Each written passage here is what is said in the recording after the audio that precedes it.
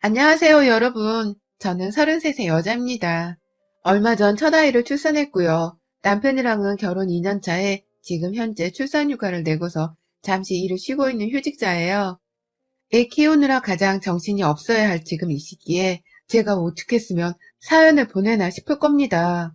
저조차도 지금 제가 뭘 하고 있는지를 모르겠는데요.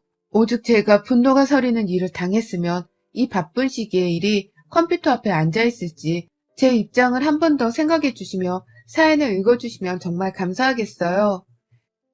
2년 전 저는 친정 부모님이 극구 반대를 하던 결혼을 고집부려 치렀습니다. 저희 친정 부모님은 중등학교 교사 부부이시고 저도 현재 고등학교에서 선생을 업으로 삼고 있는 사람이에요. 외할아버지도 교장까지 하고 퇴임을 하셨으며 집안 대대로 교육자 집안이었던 바람에 많은 것이 고지식스럽지만 그만큼 애와 인성을 중요시했습니다. 사람이라면 기본적으로 지키고 따르며 살아야 하는 행동거지들에 대한 제약이 많았고 그만큼 불편하고 눈치 보이는 게 많았지만 누구한테 피해주지 않은 채 참 올곧게 살아온 집안입니다. 이런 집안에서 자라서 그런지 저도 어디 나가면 가정교육 잘 받았다는 칭찬을 많이 듣고 살았고 누구한테 못났다 소리 한 번을 들어본 적이 없었어요. 바르게 살았던 만큼 저희 가족들은 늘 우리에게 생길 새로운 가족에 대해서도 애절이나 인성 같은 것을 최우선으로 고려하려고 했고요. 제가 자매만 둘인데 저희 부모님은 늘 강조를 하셨어요. 좋은 남자를 만나되 오래도록 옆에서 지켜보면서 가정교육도 잘 살펴보고 또 집안도 꼼꼼히 확인하라고 말이죠. 결국 자식은 부모의 모습을 닮으면 늙어가니 결혼 상대를 고려할 때 반드시 상대의 부모님과 집안도 살펴보면서 인성과 분위기를 살피란 뜻이었습니다. 그 말씀이 다소 답답하고 옥죄이게 느껴지긴 했지만 저는 부모님의 뜻도 잘 알겠고 또 무엇보다 좋은 사람을 만나고 싶다는 것에 공감을 했는지라 무조건 알겠다고 수긍을 하면서 살았어요. 좋은 남자를 만나서 부모님께 좋은 사위를 안겨드리고 싶다는 욕심도 늘 가졌었고요. 그러다가 동료 교사 선생님의 소개를 통해서 남편을 만나게 되었고 자연스레 홍기가 차서는 결혼을 생각하게 되었는데요. 초반에 저희 부모님 반대가 꽤나 심했습니다. 이유는 바로 시어머니의 만행 때문이었죠. 남편 얼굴도 미처 다 보기 직전에 시어머니가 겁도 없이 저한테 전화를 하신 적이 있었어요. 당시 옆에는 남편이 있는 것도 아니었고 그때 남편은 저의 남자친구에 불과했었는데요. 전화를 해서는 자기 생일날 와서 미역국 좀 끓여달라는 희대의 쌍소리를 하시는 바람에 저희 집안이 발칵 뒤집어졌었죠. 엄마는 결혼도 안 한 내 딸을 어디 가면 오라 마라 하면서 미역국을 끓여달라는 소리를 하냐. 면서 전화기를 박살내려는 듯 꺼진 수화기를 향해 불같이 화를 내셨고 그건 저희 아버지도 마찬가지셨어요. 남의 집 귀한 자식한테 생일밥을 벌써 얻어먹기만 할 생각을 한다며 손님 대접을 해줄 마음이 쥐뿔도 없는 사람하고는 가족으로 얽힐 필요가 없다면서 극구 결혼을 반대하셨죠. 그 바람에 남편은 저희 부모님의 얼굴을 보기도 전에 미운 털이 지대로 박혀버렸고요. 결혼 허락을 받기까지 저희 두 사람은 친정 부모님을 설득한다고 정말 울고 불고 별짓을 다 했습니다.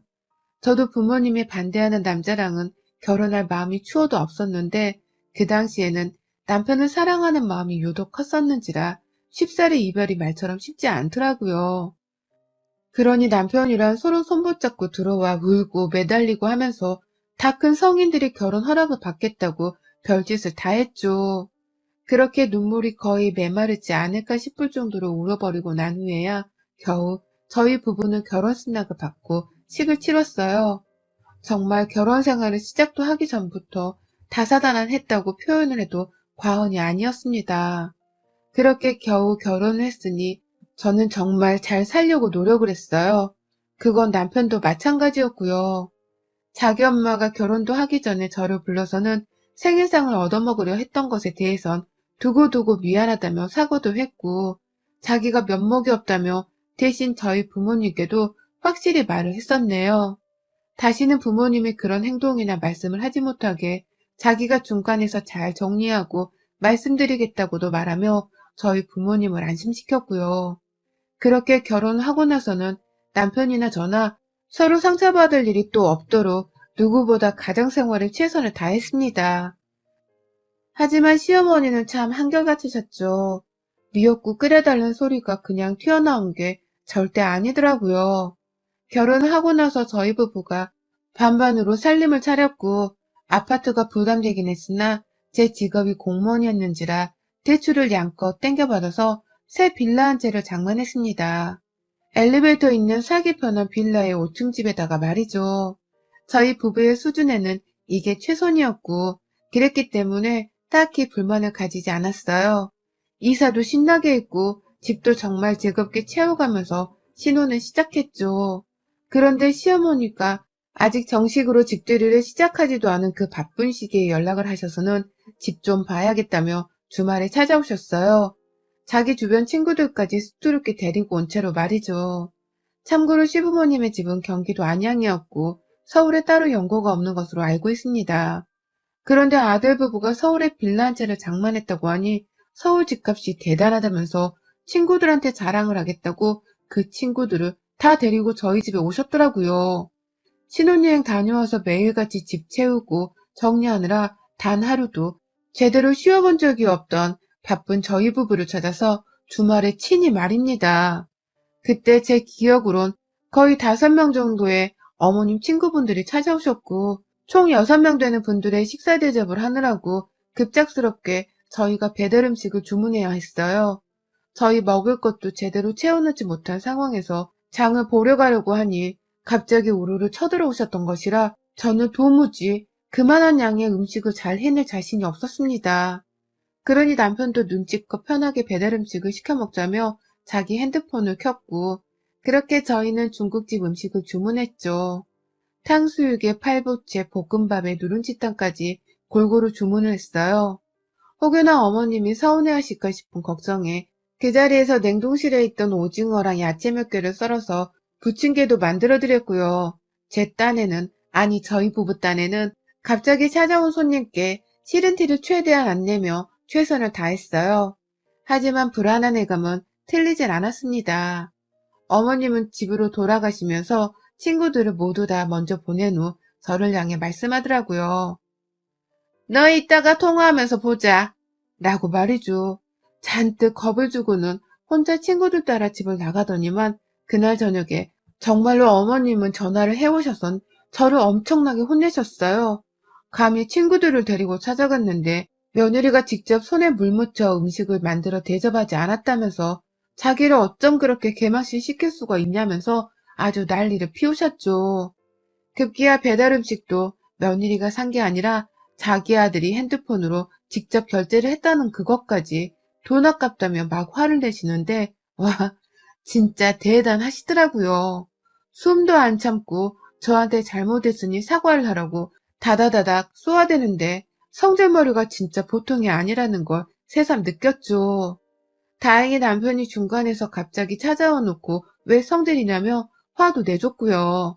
저는 저대로 너무 어머님이 경없게 구는 게 분명했기 때문에 학생을 타이르는 듯 제 딴엔 분명히 말씀을 드렸습니다. 그렇게 갑자기 집에 찾아와 놓고서 맞벌이로 일하고 있는 저희한테 음식을 바라시면 안 되죠, 어머님. 하다못해 친구 집을 가더라도 미리 양해를 구하고 가는데 가족들끼리도 최소한의 애인을 지켜야 한다고 생각합니다. 다음에는 미리 연락을 주시고 오시면 제가 맛있는 거 꼭 차려드릴게요. 라고 말입니다. 그러니 어머님은 며느리가 가르치려 든다면서 듣기 싫단 소리를 하다 전화를 끊으셨고요. 문자로 다음에 또 갈 거니까 그때 두고 보자. 라고 하면서 답장을 또 남기셨답니다. 물론 그 문자에 저는 익십을 했고요. 그 후 시어머니는 참 대단하셨어요. 분명 연락 주고 오시라고 했더니만 보란듯이 도착 10분 전에 나 친구들 데리고 간다. 라고 하면서 또다시 자기 친구분들을 4분 정도 모시고 오셔서 밥을 차리라고 하셨답니다. 그때가 처음 어머님이 저희 집에 들이닥친 후 불과 몇 주도 지나지 않아서였는데요. 결국 그날 저는 어머님께 소원대로 직접 밥을 차려드렸어요. 천만다행히 전날 남편이 회식을 하느라고 해장을 했어야 해서 제가 콩나물국을 미리 끓여놓았는데요. 거기다가 소고기를 볶고 계란 장조림 급하게 만들고 해서는 정말 허겁지겁 요리를 끝마쳤어요. 그렇게 가져다 드리니 시어머님은 나름 만족스럽다는 듯이 밥을 다 드셨고, 그날을 계기로 그 후로도 2번 정도 더 도착 10분 전에 연락을 해놓곤 서울 아들 집에 찾아오셨답니다. 그때부턴 더 이상 친구분들을 데리고 오진 않았어요. 그런데 집안에 쳐들어온 어머님을 대하는 전 늘 지옥을 걷는 기분이었습니다. 딱히 하시는 일이 없는 가정주부로 일하고 계셨던 어머님은 시간이 남아 도시는 건지 서울 아들집 소식을 늘 궁금해하셨고요. 교사 며느리는 일하기 편하고 수월하지 않냐면서 제가 고생해서 하는 일을 늘 우습게 여기기도 하신 채로 불러대셨죠. 교사니까 방학 때 놀지? 라고 하면서 방학에는 아예 시댁에 와서 눌러살라는 식으로 짐을 싸서 오란 소리도 하셨었고요. 교사니까 야근도 없을 거 아니야? 라면서 평일에도 밥 먹으러 오라거나 밥 먹으러 가도 되냐고 불러내려 하셨습니다. 교사니까 얘들 가르치는 것 말고는 하는 게 없다는 식으로 말씀을 하시면서 말이죠. 그러니 제가 복장이 터질 것 같은 채로 늘 어머님, 교사가 일하기 쉽다는 건 옛날 말이죠. 얘들 입시 준비에 야근하는 날도 많고 신경 쓸 것도 얼마나 많은데요. 저는 좀 쉬어야 하니 다음번에 찾아뵙도록 하겠습니다. 라면서 거절 의사를 밝혔네요. 다가오는 명절에 찾아뵙겠다는 소리를 해가면서 조금씩 만남을 뒤로 미뤘어요. 그마저도 어머님이 불쑥 집으로 오고 싶다고 하면 초대를 해야 했는지라 억지로라도 배워야 하긴 해서 별다른 건 없었지만 말이죠. 그렇게 저는 살면 살수록 저희 친정 부모님께서 왜 그토록 시어머니 되실 분에 대해 경계를 하면서 이 결혼 자체를 반대하려 하셨는지에 대해서 아주 속 시원히 이해를 할 수 있었습니다. 왜 결혼을 하고 나서야 이런 걸 이해할 수 있게 되었는지에 대해서는 저도 너무 미련스러워 더는 스스로를 탓하기로 힘들었네요. 그냥 이미 저질러진 일이라면서 남편을 보며 견뎌내는 수밖에요. 딱 그러는 찰나에 제가 임신을 하게 되었고 얼마 전 명절 땐 정말 막달의 임산부였습니다. 첫 아이였기 때문에 친정이며 시댁이며 정말 많은 관심을 받으며 태교를 했어요. 제가 만석이 될 때까지도 어머니께서는 며느리에 대한 관심을 영 끊어내지 못하셨답니다. 저도 이제는 휴직을 하고서 주부로 지내고 있는 사람이기에 이런 말까지는 하고 싶지 않았지만 어머님은 정말 할 일이 더럽게도 없는 사람 같아 보이곤 하셨어요. 만삭인데도 열심히 출근을 해가며 출산 준비를 하고 있는 며느리를 도대체 내버려 두려 하질 않으셨죠. 꼭 며느리 손에 주기적으로 밥도 얻어먹으셔야 했고 서울 사는 아들 집에 떵떵거리며 찾아와서는 서울에 집이 있다는 기분도 만끽을 해야 직성이 풀리는 분 같았어요. 제 배가 계속해서 불러오는 걸 두 눈으로 직접 확인을 하면서도 넌 교사니까 네 몸 관리를 어려우니 알아서 잘하겠니? 라는 말을 하면서 조금 더 움직이라며 제게 왔다 갔다 일을 시키기도 하셨습니다. 하루는 집에 와 몸이 너무 땡겨서 좀 쉬려고 누웠더니 넌 내가 너 보려고 기껏 찾아봤더니 그냥 누워버리고 참 섭섭하다 야! 라고 하면서 토라진 바람에 제가 억지로 또 일어나서는 시부모님 앞에서 말동무를 하고 얘기를 들으며 시간을 보낸 적도 있었네요. 물론 그때 남편은 야근을 하느라 집에 없었고 저는 꼼짝없이 시부모 앞에 잡혀선 시간을 보내다가 남편이 퇴근하자마자 집에 가자고 시부모님을 데리고 나가줘서 겨우 살았습니다. 참 임신한 기간 동안 크고 작은 별스러운 일들이 참 많이도 있었네요. 그러다가 이번 추석 제 출산 예정일과 추석이 겹치는 바람에 당연히 시댁에 가지 않는다는 생각을 하면서 직장에도 육아휴직을 신청했습니다. 그리고는 일주일 전부터 계속 집에서 몸 챙기고 뱃속 신호를 살피면서 출산을 무사히 할 준비를 하고 있었죠. 서울에 사시는 친정 부모님께서도 당연히 제가 명절은 출산 준비로 시댁에 안 간다는 전제하에 연락을 해오시며 잘 챙겨주고 있었고요. 그런데 남편이 먼저 말을 꺼낸 건지 시어머니께서 야, 너 이번 명절에 안 온다고? 하면서 연락을 해오셨어요. 화들짝 놀란 사람처럼 어떻게 명절에 시댁을 안 와? 얘는 여기서도 나을 수 있는 건데 너 지방병원 무시하니? 서울병원만 병원이야? 왔다가 얘네랑 신호가 오면 여기서도 병원 가면 그만이니 당장 올 준비나 해라. 나 참 기가 막혀서 애 낳는다고 명절에 안 오겠다는 며느리는 건너 네가 유일할 거다. 라고 말씀을 하셨죠. 그래서 제가 다니는 병원에서 출산을 하면 선생님도 저를 잘 아시고 그래서 좀 더 안전하게 라면서 서울집에서 출산을 기다리고 싶다는 말씀을 드렸는데도 시어머니는 아니 됐다고 오라고 딱 기다리고 있을 테니까 네 신랑한테도 그렇게 전해라. 뭔 말 같자는 말을 이렇게 당당하게 하는지 원. 라면서 제 말을 잘라먹은 채로 자기 할 말만 하셨습니다. 거의 30분 정도를 제가 수화기 너머로 시어머니께 혼이 났고 무조건 시댁에 오는 걸로 알고 있겠다는 말씀을 재차 하고는 전화를 끊으셨어요.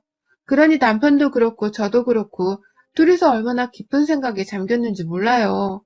당연히 임산부 몸을 생각해서 안 가는 게 맞는데 갔다가 출산 신호가 오면 얼마든지 근처 병원으로 갈 수도 있는 거라면서 시어머니가 또 전화를 하셔서는 남편을 설득하고 저를 혼내느라 저희 두 사람은 정신이 정말 온전치 못했습니다.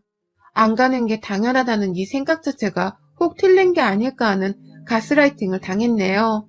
당시에 저희는 그 사실을 전혀 모른 채 그냥 일방적으로 화를 내면서 아들이 보고 싶은데 안 오려 한다며 저를 죽일 며느리 취급하는 시어머니가 너무 무서웠어요. 그러니 악을 쓰면서 명절을 맞아 시댁을 찾아갔네요. 혹여나 차가 밀려서 도로 한가운데 갇혀있다가 출산 신호가 올까봐 일부러 남들 다 시골에 내려가고 난 후에 월요일 저녁에 늦지막히 시어머니 댁으로 출발을 했습니다. 저는 내내 불안했는지라 담당 의사 선생님께도 미리 말씀을 드린 후 시댁 근처에 있는 병원으로 출산 정보를 인계해 주도록 부탁드렸고 어찌저찌 선생님께서 찾아보겠다고 애매한 확답을 주신 바람에 계속 불안감에 떨면서 차에 올랐어요. 그 순간 이렇게까지 불안한데 시댁을 꼭 가야만 하는 제 팔자가 너무 기구하게 느껴지더라고요. 하지만 별 수 없었습니다. 저도 그만 시어머니 닭다리에 너무 짜증이 나서는 체념을 해버리고 만 단계였거든요. 그런데 생각보다 차는 계속해서 막히고 있었고 한참 고속도로 위를 달리다가 막 안양에 진입하려는 그때 아프싸 제 배에서 신호가 왔습니다. 얘가 나오려는 그 신호 말입니다. 졸지에 저는 뒷좌석에 앉아있다가 오빠 나오려고 하나 봐 라면서 겁에 질려 큰 소리를 질렀고 운전하던 남편은 어쩌냐면서 자기도 안절부절 못한 채 호들갑을 떨다가 119에 전화를 했어요. 양수가 터졌는데 그 순간 저도 이게 무슨 일인가 싶어서 겁이 너무 났고 이성적이지 못한 채로 어떡해 나오려나 봐. 그러니까 내가 안 간다고 했잖아. 내가 안 간다고 했잖아. 라면서 엄한 차 시트를 쳐대면서 어쩔 줄을 몰라 했습니다. 겁나서 눈물은 당연히 터졌고 급기야 남편은 도움을 요청한다면서 길 한가운데에 세워놓고 막 지나가는 차량에 손을 흔들다가 그 순간 119가 도착했어요. 그 덕분에 119를 포함해서 지나가다 뭔 일인가 싶어 차를 세워주신 다른 분들도 저희 근처를 둘러쌌고 저는 차 안에서 내내 비명을 지르며 결국 구급 차량에 옮겨지지도 못한 채 몸을 뒹굴었어요. 거의 실신할 지경으로 몸을 뒹굴다가 들 것 같은 곳에 실려선 구급 차량으로 한참 뒤 옮겨졌고 거기서 얘를 낳았어요. 순간 이 상황에서 욕이 튀어나오는 건 왜일까요? 저 진짜 선생을 업으로 삼는 부모님의 자식으로서 그리고 선생을 업으로 삼고 있는 나 스스로에게 욕 보이고 싶지 않아서 욕을 안 쓰고 살았는데 이 순간만큼은 그때 생각하면 가진 욕이 다 튀어나오려 해요. 저는 우라지 우리 시어머니 때문에 시댁을 기웃고 가다가 양수가 터졌고 도로 한가운데에 차를 정차하고는 거기서 진통을 겪다가 겨우 구급대원 차량에 실려가 그 안에서 일을 낳았습니다. 그 사이 차량은 병원으로 쏜살같이 달렸음에도 불구하고 체감상 거의 30분이 넘도록 제가 구급 차량 안에 있었던 것 같아요. 병원 도착하자마자 저는 피투성이가 된 몸으로 실려 들어가서는 어찌저찌 하다가 마취 주사 맞고 눈을 감았고 제 기억에는 분명 차 안에서 일을 낳았는데 다행히 병원 도착하자마자 병원 의사가 지켜보는 가운데 구급차 안에서 일을 낳았습니다. 너무 급박해서 병원 안으로 당장 들어가지도 못한 채 그 자리에서 말입니다. 제가 진짜 살다 얘로 고속도로 한복판에서 양수까지 터뜨려가며 끌어안고 있다가 들것의 진료와 병원 앞에서 낫게 될 줄이라곤 상상도 못했네요. 병원 안으로 들어가 보지도 못하고선 제가 도대체 무슨 꼴을 당했는지 저도 아직 얼떨떨합니다. 저도 이런데 옆에서 마누라가 피 터지며 애를 낳으려 하는 걸 보고 있던 남편은 오죽했을까요? 초보 엄마 아빠인 저희 부부는 둘이서 진짜 이대로 누구 하나 죽겠구나 싶은 생각에 아직도 그날만 떠오르면 손발에서 땀이 나려 한답니다. 아무튼 그날 그렇게 잠들었다가 정신을 차려보니 저는 입원 수속을 받은 채 병원에 누워 있었고요. 다행히 제 아이도 그리고 저도 건강하다고 하는 선생님의 말씀을 전해들었어요. 그런데 남편이 계속 안 보이더라고요. 얘라도 보러 갔나 싶어서 남편을 찾으니 간호사가 그러더라고요. 밖에서 부모님이랑 통화하시는 것 같던데요? 라고 말이죠. 그제서야 저도 원수 같은 우리 시어머니를 다시 떠올렸고 내내 이를 갈았습니다. 감히 며느리를 고속도로 한복판에서 일을 낳게 만든 그 장본인을 가만 안 두겠다며 말이죠. 그런데 그때 병실 안으로 들어오는 남편의 수화기 너머로 언제 오냐고! 라는 시어머니의 아주 칼칼한 외침이 들렸어요. 남편은 황급히 그 전화를 끊어버렸고요. 세상에 이제 보니 시어머니는 제가 길 한가운데서 애를 낳았다는데도 명절에 시댁에 안 오고 있다며 그걸 화내려고 남편한테 전화를 걸었나 보더라고요. 언제 오냐며 소리까지 질러댄 채로 말입니다. 그러니 누구야? 당신 엄마야? 지금 우리한테 집에 빨리 안 온다고 소리를 치신 거야? 라면서 재차 확인을 했고 남편이 우리 그냥 참자. 병원에서 퇴원하면 애 데리고 바로 집으로 돌아가자.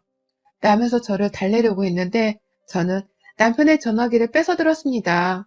지금 말 안 하면 복장이 터져서 퇴원이 영영 안 될 것 같다며 남편을 내쳤고요. 바로 시어머니께 전화를 걸었더니 어머님은 야, 너 이제서야 전화를 하냐?